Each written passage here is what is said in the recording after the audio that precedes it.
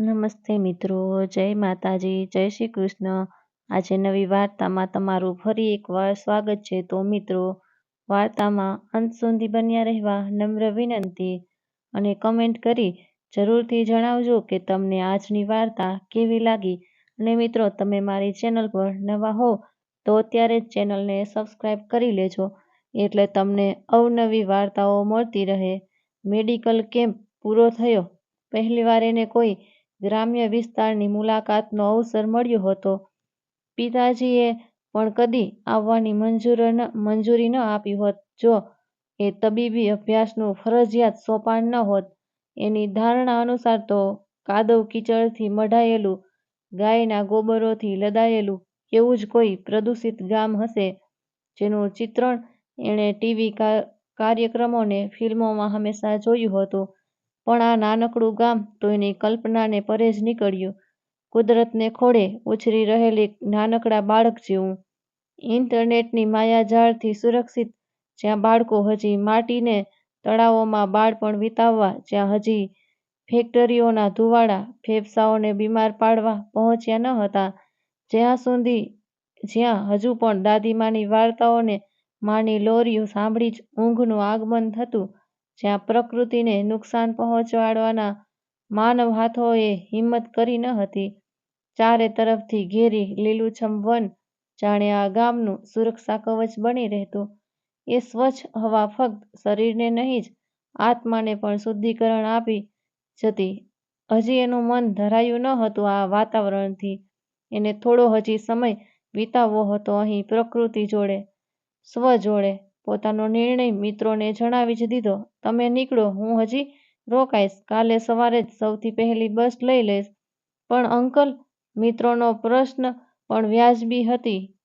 એના પિતાનો એના પ્રત્યેનો પ્રેમને અનન્ય ચિંતાથી સૌ પરિચિત હતા, અને કારણથી પણ માહિતગાર. જન્મ આપીને જ માનું અવસાન થયું. એના સિવાય એમનું હતું પણ કોણ? 23 વર્ષનો એકનો એક દીકરો, એ જ એમનું વિશ્વ. તેથી જ ક્યારેક આ ચિંતા અને પ્રેમ માલિકી ભાવ તરીકે ઉભરાઈ આવતી. પણ પિતાની મનોવ્યથા સમજી એ હંમેશા એમના બધા જ નિર્ણયો કોઈ પણ દલીલ વિના સ્વીકારતો. I will call him, don't worry. મિત્રો એને છોડી નીકળ્યા. ઘણા વર્ષો પછી સ્વ જોડે એકાંત આપનારી આ તક એણે જીવન પાસેથી માંગી જ લીધી. એની એક ક્ષણ પૂરેપૂરી માણવાના ઈરાદે એ ગામમાં પ્રવેશ્યો. ડાક્ટર સાહેબના રોકાવાના સમાચાર મળતા જ ઉત્સાહની લહેર ચારે તરફ દોડી વહી. કોઈએ જમવાની સગવડ કરી આપી તો ગામના સરપંચે તો એક નાનકડી ખોલી જેવો ઓરડો, પલંગ અને પંખાની પણ વ્યવસ્થા કરી આપી. એટલું નાનું ગામ, એટલા જ વિશાળ અહીંના માનવ હૃદયો. પોતાનો સામાન એ નાનકડી ખોલીમાં ગોઠવી એ આખા ગામની મુલાકાત લઈ આવ્યો. આખો દિવસ એ સ્વસ્થ વાતાવરણ અને સાફ હૃદયોની વચ્ચે જાણે જીવન પણ ચાર્જ થઈ રહ્યું. ગામના નાનકડા બજારમાંથી એણે પિતા માટે સુંદર હાથે બનાવેલ મોજડી ખરીદી. પારંપરિક વ્યવસાયની છાપ એ મોજડીઓમાં સહેજતાથી ડોકાઈ રહી હતી. સાંજ પડતા જ પ્રકૃતિને વધુ નજીકથી માણવાને સૂર્યાસ્તનો લાવો લેવા એ પોતાની ડાયરી સાથે લઈ ગામની સરહદે નીકળી પડ્યો. ડાયરી લખવાની ટેવ બાળપણથી જ હતી એને. એક મા વિનાનું બાળક, સ્વભાવે શાંત ને અંતર્મુખી.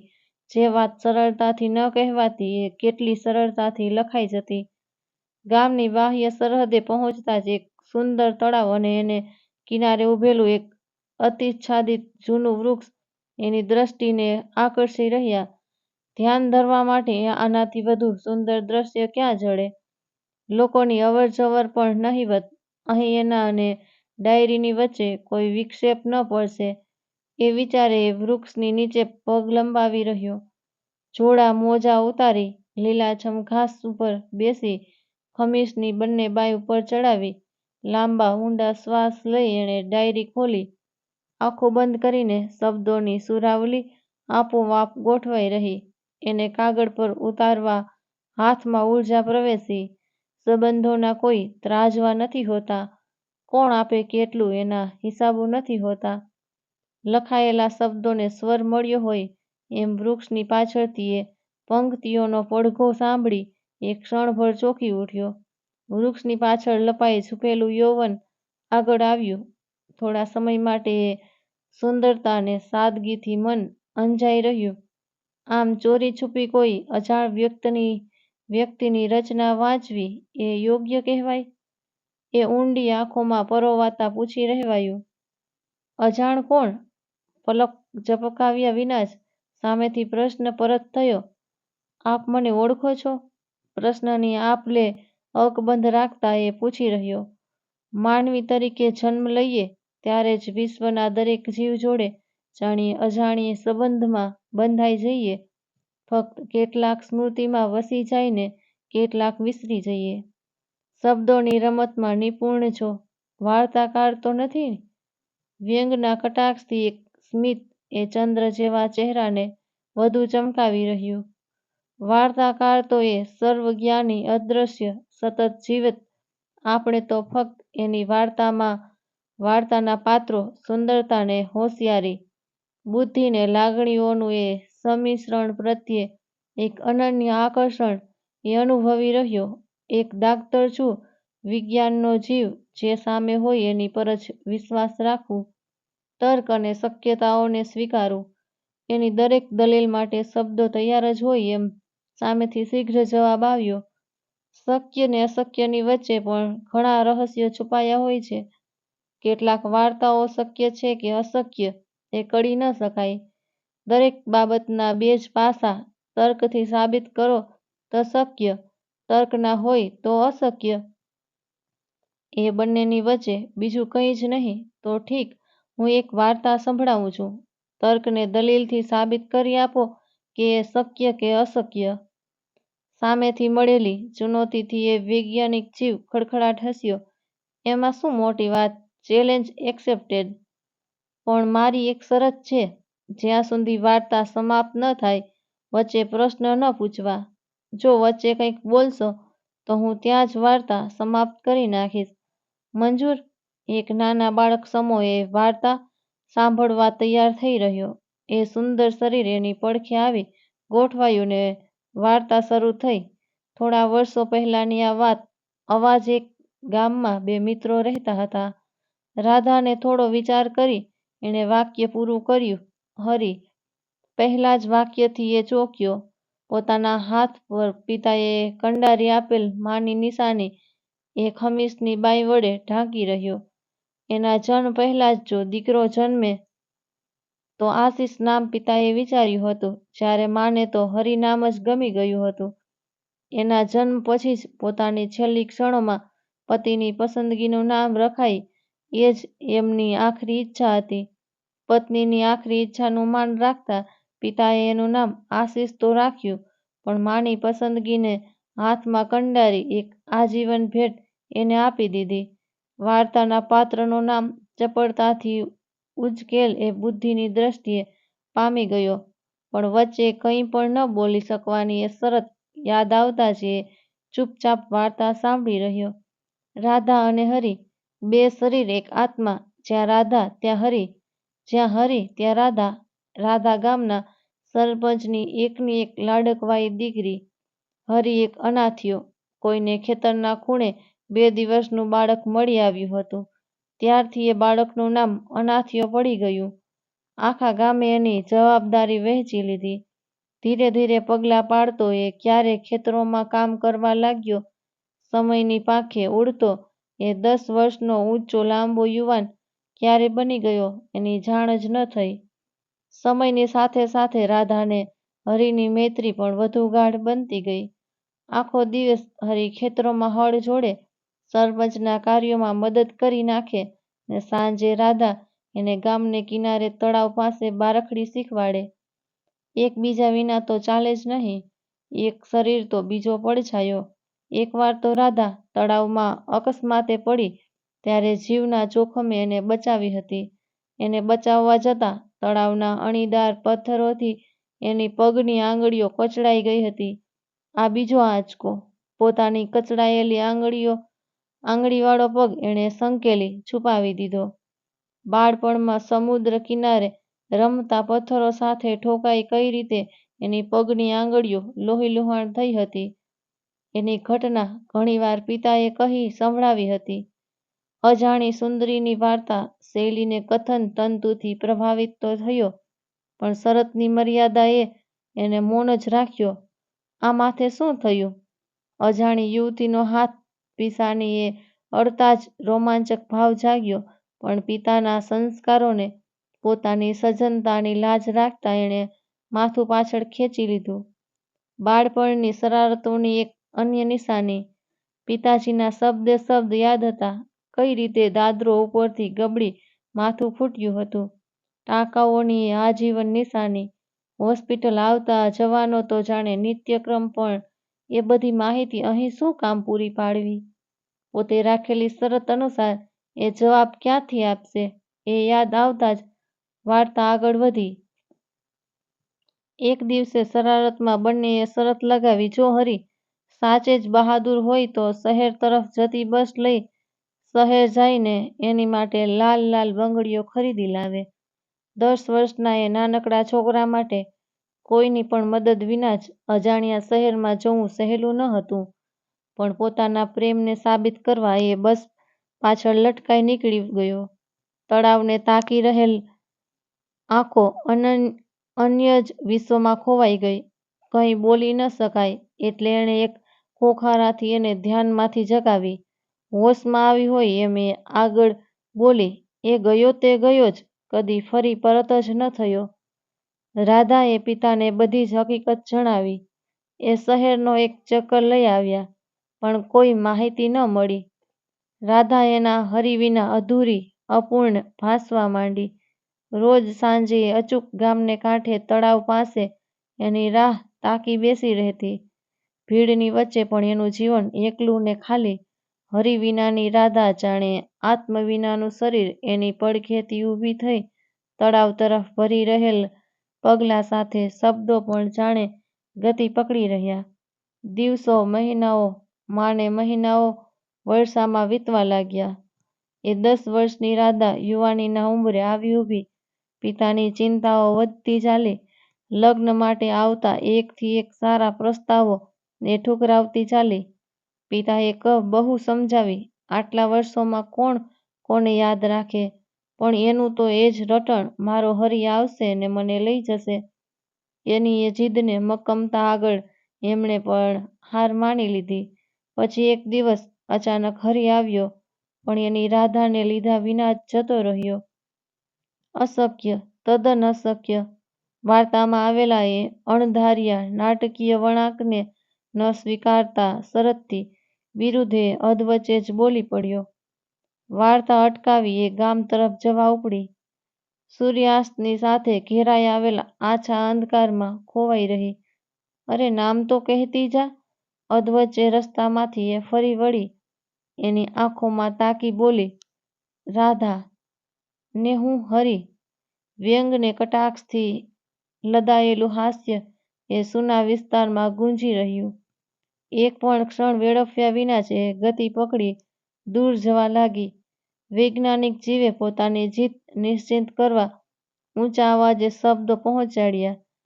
જ્યાં તર્ક ત્યાં શક્યતા, નહીંતર બધું જ અશક્ય. પરત જવાબમાં એણે આરંભેલી પંક્તિઓને પૂર્ણ કરી એ જતી રહી. સંબંધોના કોઈ ત્રાજવા નથી હોતા. કોણ આપે કેટલું એવા હિસાબો નથી હોતા. માનો તો શક્ય, ના માનો તો અશક્ય. લાગણીઓના કશે પુરાવો નથી હોતા. અંધકાર ગાઢ થયું ને સન્નાટો વધુ ઘેરો. વહેલી સવારે બસ લેવાની હતી. શીઘ્ર એ પોતાના આવાસ સ્થળે પહોંચ્યો ને થાકથી નિધાળ જમ્યા વિના જ ઊંધો પડ્યો. આંખો ક્યારે મીચાઈ એની જાણ પણ ન થઈ. બારણે પડેલા ટકોરાઓથી ગાઢ નિંદ્રા તૂટી. હજી અડધી રાત્રિ જ થઈ હતી. આમ આવી રીતે કોણ ખટખટાવે? અડધી ઊંઘ ને અડધી ચીઢ સાથે એણે બારણું ખોલ્યું. There is limit of everything, dad. પિતાને સામે જોતા જ એની ઊંઘ ઉડી ગઈ. એમનો ગુસ્સો વાજબી હતો. પિતાને કોલ કરવાનો વાયદો મિત્રોને આપ્યો તો હતો, પણ સાંજે એ બધું જ વિસરી અન્ય જ વિશ્વમાં વિહરી રહ્યો. સ્વાર્થી બની પિતાની લાગણીઓ દુભાવી તો હતી. એને ચિંતામાં આટલા કિલોમીટર દૂર ડ્રાઇવિંગ કરી આમ અડધી રાત્રિએ આ નાનકડા ગામમાં પહોંચી જવું એ એક પિતાની ચિંતા ને અનન્ય પ્રેમની નિશાની નહીં તો બીજું શું? ટેક યોર બેગ, તું હમણાં જ મારી જોડે નીકળીશ, પણ એક શબ્દ નહીં. નાવ બેગ લઈ એ સીધો જ ગાડીમાં ગોઠવાયો. કોઈને કંઈ પણ કહ્યા વિના કે મળ્યા વિના એ રાત્રિના અંધકારમાં જ એ ગામ છોડી નીકળી ગયો. શહેર પહોંચતા ફરીથી જીવનક્રમમાં ઢળતા અઠવાડિયું નીકળી ગયું. હોસ્પિટલ, ઘર, પિતા, એ જ નિત્યક્રમ ને એ જ નિત્ય જીવન. આ બધાની વચ્ચે પણ જો કંઈક નવું ઉમેરાયું તો એ રાધા, એની અશક્ય વાર્તા, એનો એ ચહેરો ને પેલી અદ્ભુત સાંજ. એક અજાણી સુંદરી કઈ રીતે એના મનમાં વસી ગઈ, એના વિચારો મનમાં કઈ રીતે ઘર કરી રહ્યા. એની સાથે કોઈ પણ સંબંધમાં બંધાવું તો અશક્ય જ, તો પછી એની એ વાર્તા શબ્દે શબ્દ રગોમાં કેમ વહી રહી? રાધાનો હરિ કે હરિની રાધા? બે શરીર એક આત્મા. મનમાં ગુંજી રહેલ એ અવાજો શાંત થવાનું જાણે નામ જ ન લઈ રહ્યા. એની બેચેનીને વિહળતા એને થકાવા લાગી. તૈયાર દર રવિવારે પિતા જોડે ટેનિસ રમવા જવાનો ક્રમ આજે એણે તોડ્યો. તમે જાઓ, I need some rest. Next time. Okay my son, have rest, take care. પિતાના જતાં જ એણે પથારીમાં લંબાવ્યું. એક પડખે બીજે પડખે ઊંઘ પણ જાણે રિસાઈ રહી. હરિ રાધા લાલ બંગડીયો વિચારે એ વિચિત્ર સ્વરૂપ ધારણ કર્યું. પથારી છોડી એ ઊભો થઈ ગયો. બાજુના ટેબલ પરથી માની તસવીર લઈ એ નિહાળી રહ્યો. એક આંસુ ધીરેથી આંખના ખૂણામાંથી સરી પડ્યું. તસવીર ટેબલ પર ગોઠવી એ પિતાના ઓરડામાં ગયો. એક નાની અલમારીમાં એમના ફોટાઓની આલ્બમનું વિશાળ સંગ્રહ સચવાયો હતો. ફોટોગ્રાફીની એ કલામાં એને પિતાની જેમ બહુ રસ ન હતો, પણ આજે અચાનક એને બાળપણની તસવીરો નિહાળવાની તીવ્રતા થઈ. એના માટે ખાસ મોટી મોટી આલ્બમ પિતાએ તૈયાર કરી હતી. માની જોડે તો એક પણ તસવીર નહીં. અને હોય પણ કેમ? એની તસવીરો પણ 10મી વર્ષગાંઠ પછીની જ હતી. પિતાને જ્યારે પણ પૂછતો તર્કયુક્ત ઉત્તર મળતો. પત્નીના અવસાન પછી અચાનક પુત્રને એકલા હાથે ઉછેરવાની આવી ગયેલ એ અણધારી નવી જવાબદારીની વચ્ચે આ પ્રવૃત્તિઓ અજાણ્યે જ પાછળ છૂટી ગઈ. 10 વર્ષનો નાનકડો છોકરો અચાનક જ રાધાની વાર્તાના શબ્દો એના ભૂતકાળ જોડે ભળવા માંડ્યા. આશિષ હરિ, પગની કચડાયેલી આંગળીઓ, પીસાનીના ટાંકાઓ, એના જીવનની વાસ્તવિકતાને, રાધાની વાર્તાને કંઈક ખૂટતું હોવાની એ વિસ્મયથી ભરપૂર ભાવના. એના હાથો આખી અલમારીને ખૂંદી વળ્યા. એક એક આલ્બમ એ ટંટોળી રહ્યો. એક છેલ્લું આલ્બમ પણ અલમારીના એકદમ અંદરના ખૂણેથી ખેંચી કાઢી. એની સાથે જ એક જૂની પ્લાસ્ટિકની કોથળી બહાર ખેંચાઈ આવી. એને ધીરેથી ખંખેરી એણે સાવચેતીથી ખોલી જોઈ. એના બાળપણની મોજડી. પિતાએ એની યાદોને કેવી પ્રેમથી સંગ્રહી હતી. સાચવીને ફરીથી એને કોથળીમાં સરાવી. અલમારીમાં સચકવા ગયો કે આંખો પહોળી થઈ રહી. કોથળી ફરીથી બહાર ખેંચી મોજડી હાથમાં લીધી. સીધો જ દોડી એ પોતાના ઓરડામાં પહોંચ્યો. કેમ્પમાંથી પરત થઈ થાકને આળસે હજી બેગ અનપેક કરી ન હતી. ઉતાવળી એણે બેગમાંથી પિતા માટે ભેટમાં લાવેલ મોજડી બહાર નીકાળી. બંને મોજડીઓને એણે એકસાથે ઉઠાવી. એ જ દોરીઓ, એ જ તાણાવાળા, પારંપરિક વ્યવસાયની સમાન છાપને બંને મોજડીઓને તળિયે કારીગરીની છાપ છોડતો એ સિંહનો મોહર. એના હૃદયના ધબકારા જાણે બહાર સંભળાવા લાગ્યા. હું રાધા. ફરીથી કાન રણકવા માંડ્યા. ને હું કોણ? આમ હોમ. ઓરડામાં પ્રવેશતા પિતાએ એના હાથમાંથી મોજડી જોઈ અને એક મૂર્તિ સમાન સ્તબ્ધ થઈ રહ્યા. હું કોણ ડેડ? આશિષ કે હરિ? આંખોના અશ્રુ ઉત્તર મળવાની રાહ ન જોઈ શક્યા. પૂછાયેલા પ્રશ્નથી એ સ્તબ્ધ મૂર્તિ અશ્રુથી ભીંજાવા માંડી. એક જ ક્ષણમાં પોતાનું સાચવી રાખેલ વિશ્વ કોઈ છીનવી રહ્યું હોય એમ એ વિખરાઈ રહ્યા. આઈ લવ યુ માય સન. હું તારા વિના જીવી ન શકીશ. હું તો મરી જ જઈશ. જમીન પર ઢળી પડેલ પિતાને એણે ગળે લગાવી દીધા. I love you too dad. હું તમને છોડી ક્યાંય જઈશ નહીં. You are the best dad of the world. જમીન પરથી ઉઠાવી પાસેના સોફા પર એ પિતાને ગોઠવી પોતે એમના ગૂંઠણનો સ્પર્શ કરતા નીચે બેસી પડ્યો. એકવાર બધું જ કહી દો પ્લીઝ. મારા અસ્તિત્વની વાસ્તવિકતા શું? આંખો લૂછી દીકરાના હાથમાં લઈ એમણે વાસ્તવિકતા પરથી પડદો ઉઠાવ્યો. એક દિવસ અચાનક એક બાળક ગાડી આગળ આવી ગયું. લોહી લુહાણ હાલતમાં એને હોસ્પિટલ લઈ ગયો. એની સારવારમાં કોઈ કસર છોડી નહીં.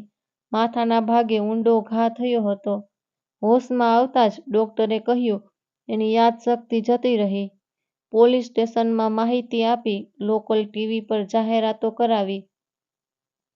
સમાચાર પત્રોમાં છપાવ્યું. પણ બધું જ વ્યર્થ. પત્નીના અવસાનથી જીવનમાં વ્યાપેલ એકલતામાં સાથ આપવા ઈશ્વરે જાણે એક ફરિશ્તો મોકલી આપ્યો ને હરીમાંથી એ મારો આશીષ બની ગયો. પિતાની ભીંજાયેલ આંખોની સાફ કરતા એ ખુશીથી ઉછળી પડ્યો. Let's go dad. અરે પણ ક્યાં? મારે ગામ. ગાડી લઈ બંને શીઘ્ર નીકળ્યા. રસ્તામાંથી હરીએ પોતાની રાધા માટે લાલ લાલ બંગડીઓ ખરીદી લીધી. પહોંચતા સાંજ થઈ. સીધા જ સરપંચને મળી બધી વિગતો આપી. એ કહેતી હતી મારો હરી જરૂર આવશે ને મને લઈ જશે. અને વૃદ્ધ પિતાનું હૃદય ફાટી પડ્યું. રાધા ક્યાં છે? મનમાં ઊંડો ધ્રાસકો ઉઠ્યો. ફાટેલા હૃદયને સંકેલતું વૃદ્ધ શરીર પણ ફસડાઈ પડ્યું. આપ અહીંથી ગયા એ સાંજે જ નિત્યક્રમ અનુસરતા એ તળાવ કાંઠે જતી રહી. જતા જતા કહેતી ગઈ કે બાપુ, સાચે જ હરી મને વિસરી ગયો અને મારી દીકરી પરત જ ના થઈ. તળાવમાંથી એનું એક પણ શબ્દ આગળ સાંભળવો ન હોય એમ હરીએ ધોટ મૂકી આંખોના પૂરને ઊંડા શ્વાસોશ્વાસ સાથે એ તળાવને કાંઠે ઊંધો પડ્યો. હાથોમાંની લાલ લાલ બંગડીઓ એક એક કરતી તળાવમાં વહી રહીને એક પરિચિત અવાજ ચારે તરફ ગૂંજી રહ્યો. સંબંધોના કોઈ ત્રાજવા નથી હોતા. કોણ આપે કેટલું એના હિસાબો નથી હોતા. માનો તો શક્ય, ના માનો તો અશક્ય. લાગણીઓના કશે પુરાવો નથી હોતા. તો મિત્રો, તમને વાર્તા કેવી લાગી કોમેન્ટમાં જરૂરથી જણાવજો.